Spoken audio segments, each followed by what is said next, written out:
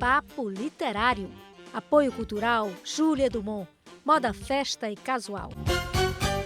Estamos de volta com o Papo Literário aqui da Galeria Multiarte, com o universo gráfico de Cândido Portinari.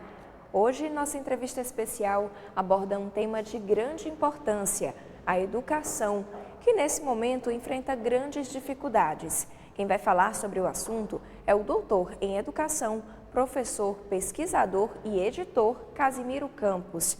Ele é autor de vários livros nessa área e acaba de publicar a obra Base Nacional Comum Curricular, BNCC, uma reflexão para além da definição normativa. O doutor Casimiro conversa agora com a jornalista Mônica Silveira sobre a educação no Brasil.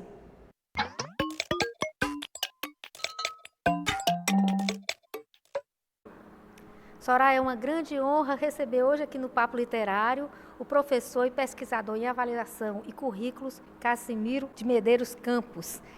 Professor Casimiro, vamos falar primeiro desse livro, de sua autoria, que fala sobre o BNCC e explicar o que é o BNCC, né? Ótimo. A Base Nacional Comum Curricular é uma estratégia que nós, no campo da educação, tentamos construir ao longo de vários anos e, ao mesmo tempo, a tentativa de fazer com que a gente pudesse definir os conteúdos curriculares sem necessariamente definir currículo. Então, a base é uma estrutura prévia do conteúdo daquilo que vai se constituir nos currículos escolares, porém, não é currículo. A Base Nacional Comum Curricular é um conjunto de conteúdos que orienta a organização dos currículos, seja nas escolas públicas, seja nas escolas privadas. Isso em âmbito, no caso, município, estado, principalmente agora definida a educação infantil e o ensino fundamental. Então ela passa, a partir de 2020, viger como lei.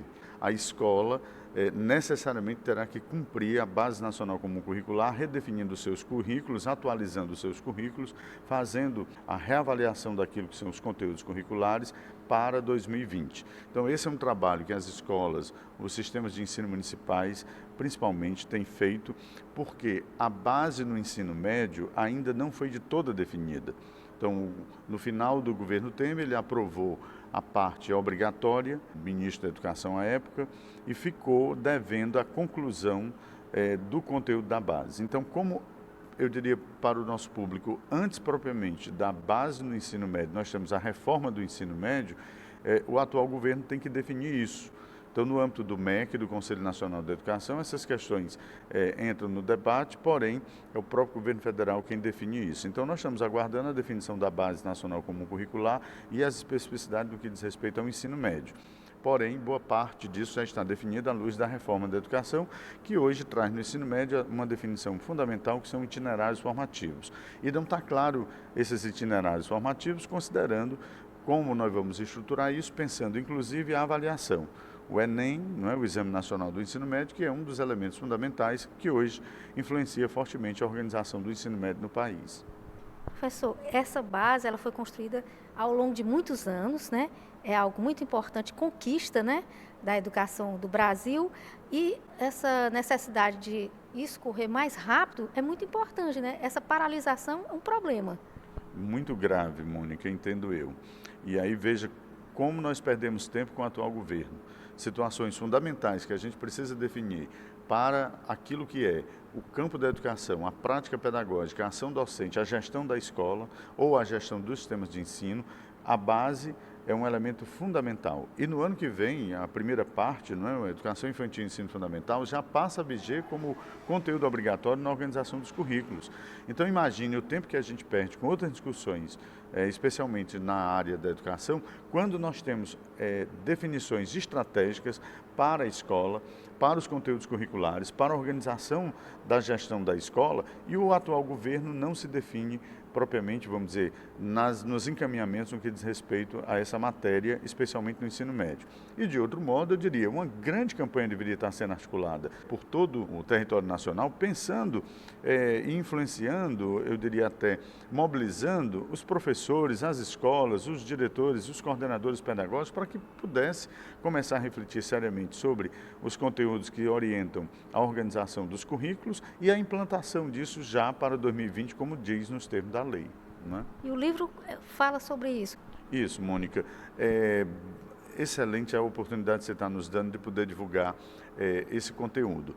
O livro Base Nacional Comum Curricular, uma reflexão para além da definição normativa, da minha autoria, é um conjunto de pesquisas em que eu trabalho a especificidade do currículo naquilo que diz respeito, primeiro, à base.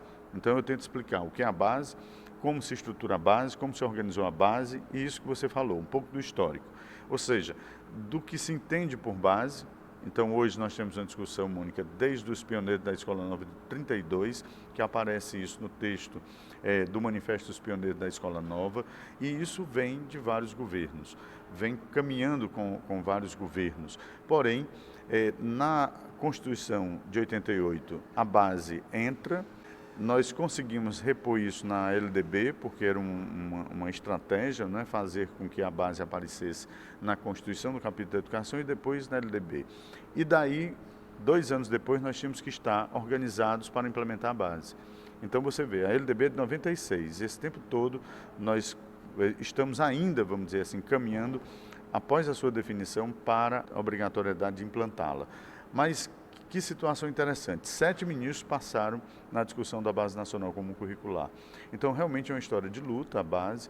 Eu diria para o nosso público de todo, não é uma postura única, há muitos debates dentro da base, o que permite a gente confrontar com o novo. O que é o novo? É como a escola vai se organizar. Então, isso é um pouco da discussão que eu trago no livro. Depois, eu também falo das diretrizes nacionais comum curriculares. As diretrizes curriculares são fundamentais porque delas se organiza também parte do que está na base do próprio currículo. Depois eu falo sobre um elemento fundamental que é o cognitivo e não cognitivo. Há uma tendência muito forte na escola no Brasil de focar muito o cognitivo. E aí o emocional fica de lado. Então eu trago essa discussão dizendo, olha, nem afirmar só um nem o outro, mas isso é algo cognitivo e afetivo que a gente tem que tratar, eu diria assim, com muito zelo, ambos, eu diria assim, na dimensão fundamental daquilo que é humano, do que é a vida, especialmente nas nossas crianças, nossos alunos, sejam adolescentes ou jovens. E depois o livro se conclui com a discussão do ensino médio. E aí eu trago um debate sobre a reforma do ensino médio, daquilo que foi, até o momento da publicação da obra, no início desse ano, dos debates sobre a Base Nacional Comum Curricular no ensino médio. Então, essa é uma publicação, eu diria, pouquíssimas do país. Eu só conheço dois livros que tratam sobre isso, tá certo? E aqui no Ceará, especialmente, nós fizemos essa publicação para que pudesse orientar os colegas professores no Brasil, enfim, desse debate.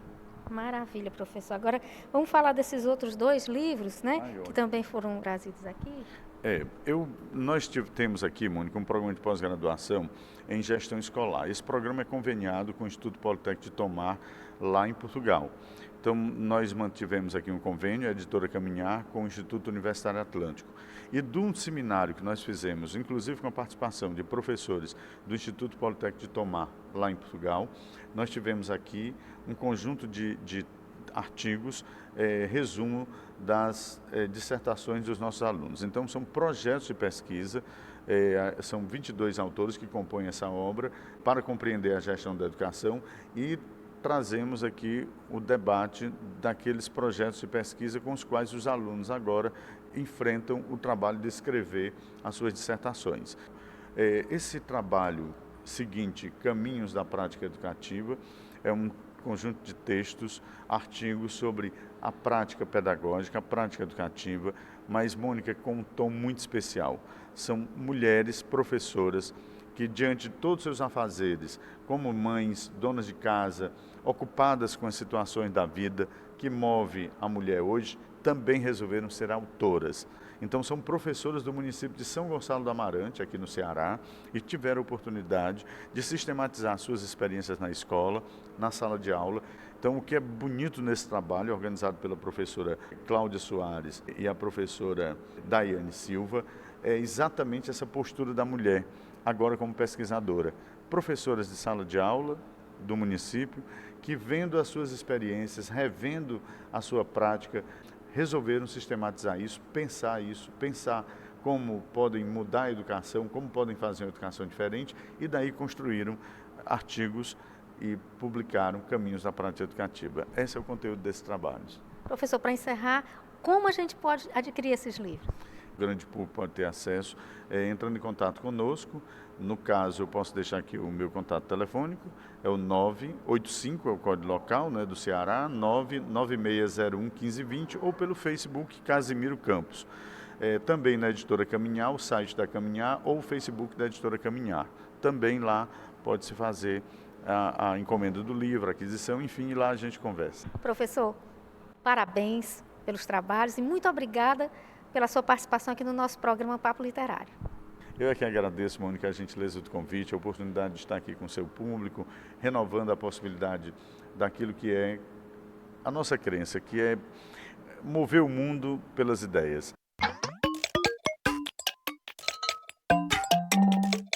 No próximo bloco, você vai ver como foi o lançamento da Bienal Internacional do Livro, no aulão do projeto Enem Não Tira Férias. É logo após o intervalo. Papo Literário. Apoio Cultural Júlia Dumont. Moda, festa e casual.